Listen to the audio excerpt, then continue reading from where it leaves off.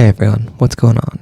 Today we're looking at the Great Depression and how the Fed responded or really didn't, and sort of the results that came from that. If you're enjoying this series, please leave a like and subscribe. Thank you so much for watching. So, the first sort of stress test they had that they did not do so hot on was the Great Depression. And so, as we're talking about and just looking at, there is a bunch of different districts, and each district had its own sort of idea of what to do and how to handle monetary policy and what their area needed. And this is fair because at the time, there are some states and areas that are highly industrialized, like looking at the Northeast, specifically like New York City. And there's other states that are still rather agrarian, like especially in the South, like a lot of industry is still based on farming and cotton. And so it makes sense that you have different groups of people overseeing each of these sort of disparate parts of the country. But what ended up happening is everyone sort of had their own idea of what to do, and because no one could agree, nothing happened. So after the stock market crashed in 1929, the New York Fed took action by cutting the discount rate again. This is what we're talking about, where they basically incentivized people to buy government bonds, or incentivized banks to buy government bonds by giving them lower than market rate loans for these securities. They also directly bought some government securities, which is sort of the first time I think we see this happens. And at the time, they were sort of heavily criticized for taking such action and being so aggressive in their measures. However, it ended up being a really, really good decision because this graph is total bank holidays. I don't have the one for New York, or total bank suspensions. I don't have the one for New York, but it looks significantly better than the sort of straight to the moon line. And it's attributed to the New York Fed and their sort of preemptive nature in all of this. And so another source of flack and criticism that they have drew from Milton Friedman, who is, I would argue, one of the most influential economists of our time. He's PhD winner, Nobel laureate, like one of the most decorated and influential people of our times. I will probably come back and do an episode on him at some point. He's I think personally that interesting and that sort of influential in our current economic system. But he has a bunch of quotes and things where he was talking about the Fed and how it was their fault that the Great Depression was as bad as it was. And a lot of his sort of evidence of this comes from the idea that you can see how well a company is doing. I don't have it right there.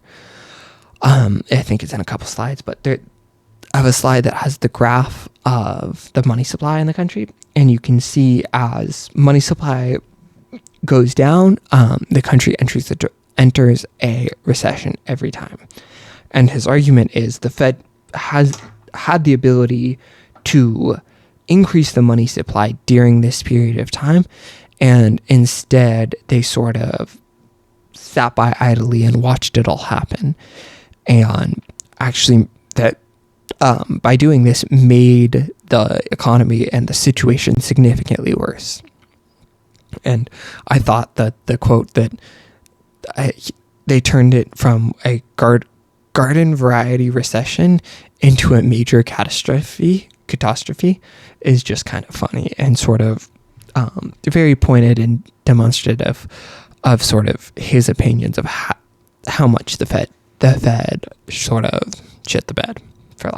description.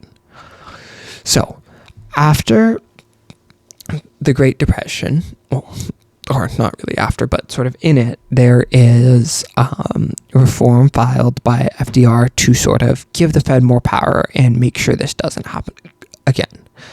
And so two big things that happened were the creation of the FDIC, which is the Federal Deposit Insurance Corporation, which basically insures all of the banks. So if you have up to $250,000 in any bank, that money is backed by the U.S. government, and should the bank crash or go under, the U.S. government guarantees you at least $250,000 of or up to $250,000 of credit, which is a huge sum of money, and back then was a much larger sum of money than it is today. And so it was sort of meant to be a generational wealth cap level of money, and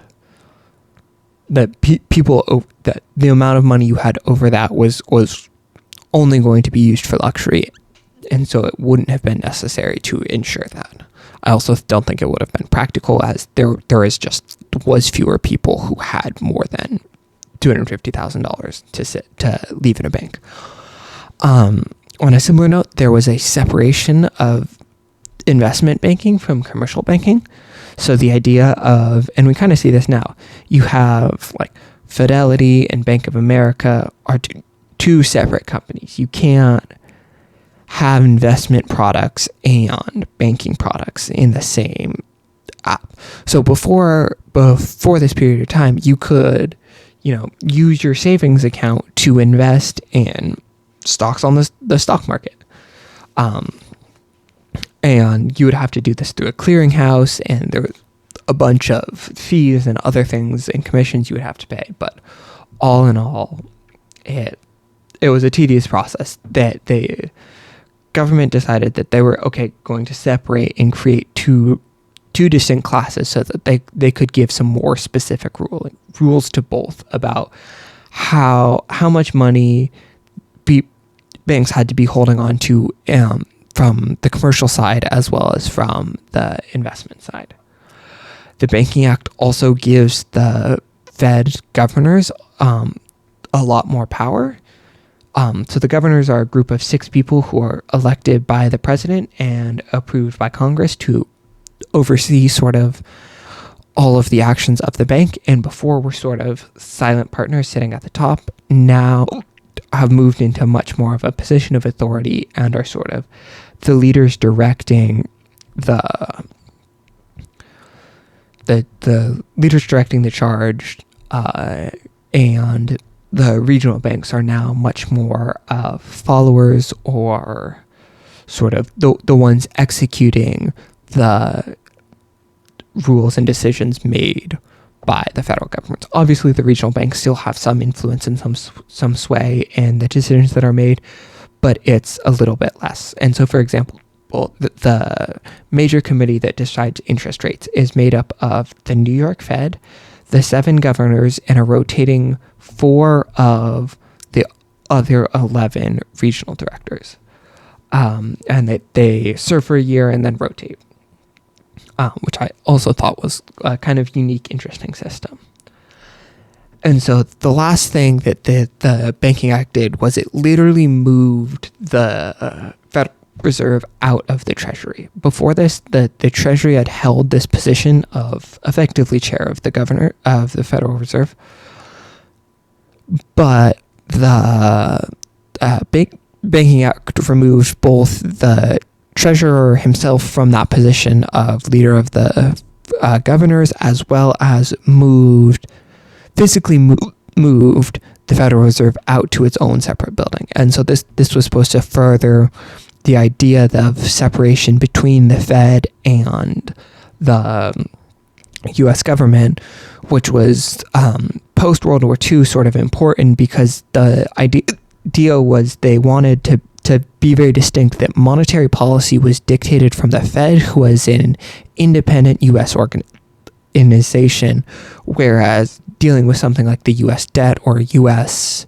spending were Treasury Department tasks and objectives.